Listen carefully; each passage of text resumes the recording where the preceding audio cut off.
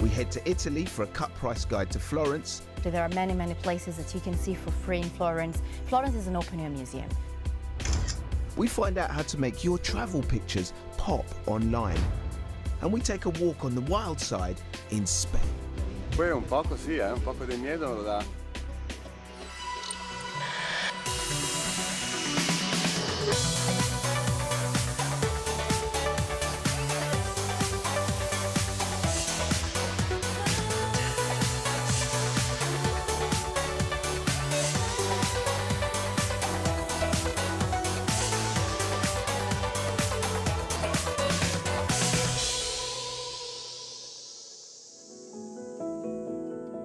We start this week in Florence. It's one of the most beautiful cities in Italy, full of Renaissance art and architecture. But recent price increases at art galleries and museums have scared some travellers off. So we sent Keith Wallace to see if there are ways to experience this iconic Italian city on a budget.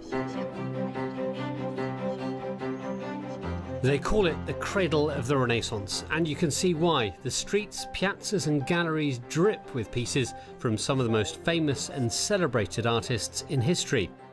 Reel off the list of figures who worked here and you'll see what the fuss is about. Giotto, Donatello, Michelangelo, Leonardo da Vinci. So here's where you go if you want to see all those masters in one place. It's the Uffizi Gallery, and it's incredibly popular, and you can tell that because there's a massive queue.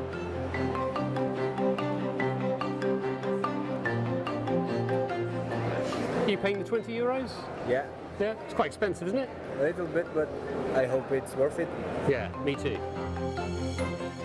This year, the Uffizi has more than doubled its entry fee from 8 euros to 20 euros if you go in the high season.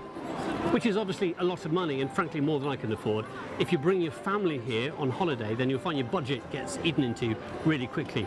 So what they're trying to do is drive you towards their new ticket. So there's a 38 euro combined ticket that gets you into a variety of museums and art galleries, and also a 50 euro annual subscription. For comparison, the equivalent ticket at the Louvre in Paris and at Madrid's Prado Museum is 15 euros. At London's National Gallery, admission is free. So much impressions. We see art from 400 years, I think, so I'm very impressed. And the price, 20 euros? It's a little too high, I think. The art was pretty amazing, but at the same time, I think it should be more inclusive because that's what art's about. It's about making sure everyone can see it. But if you're unable or unwilling to cough up, you won't completely miss out. There are incredible buildings and statues around every corner. Ciao! I got your ice cream. There you go. Francesca here tells me she thinks the city is one big open-air gallery. So, tell me about David. So he was made by a very young Michelangelo when he was just 26 years old. He made it for the city. At the end of the 1800s, the city decided to put the statue inside the museum, and they made a copy just in the 1900s. Wait. So that's a fake David? Yes, that's a fake David. What? Well, it's a replica. I don't like the word fake, actually, but it's a replica of the 1900s, 1911, actually, so it's a very modern one. So we go this way to the right. This way? But this is definitely real. Just around the corner from David lies a tiny, unassuming chapel that you'd normally walk straight past. So where's this? Well, this is one of the hidden gems of Florence, an institution that is probably unknown even to the most part of Florentines. The Oratorio dei Buonamini di San Martino is a charitable institution founded in the 15th century for middle classes who'd fallen on hard times. It still operates today and meets every Friday to decide who should benefit from its donations. But it's the art we're here for.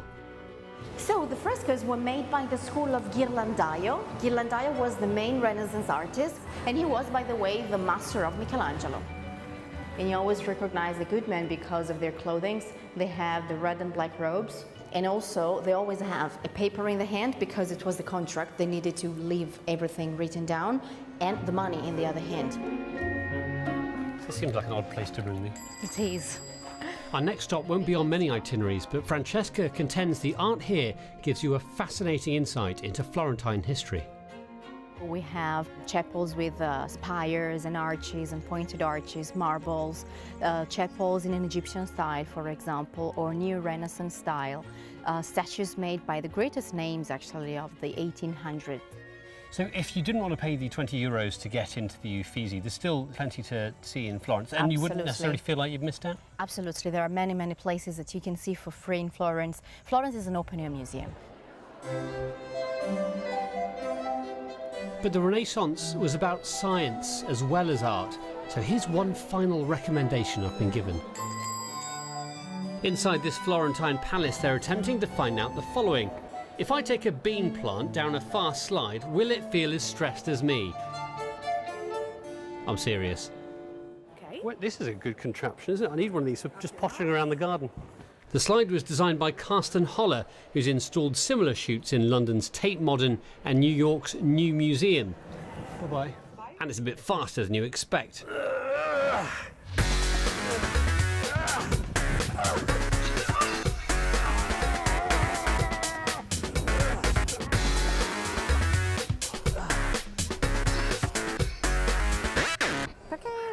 Once you're down, you hand over your little green friend for some tests. And take it for the measurements. Here. People say, oh, I talk to my plants all of the time, but there's really no scientific evidence to say that You that can find either. that evidence. We could find that perhaps, yes. And we're doing this through measurements of whether or not the plant can bring in CO2 or release water, and we're looking at whether those values change depending on the conditions. So if they went down the slide, or if they did not go down the slide, if they went down with the person or not. Okay, so what kind of results are you seeing so far? The control plants that are coming from the growth room have the highest values of photosynthetic rate, for example, and the plants that are going down the slide, those values are a little bit lower, and when we have them go down a slide with a person, those values are even lower. So there is something negative that is happening with the plant and that experience as it's going down the slide. While the results are inconclusive as yet, my plant, it turns out, showed signs of severe stress and leaf trauma. The Florence experiment continues at the Palazzo Strozzi until the 26th of August. Keith Wallace exploring the beautiful city of Florence without breaking the bank.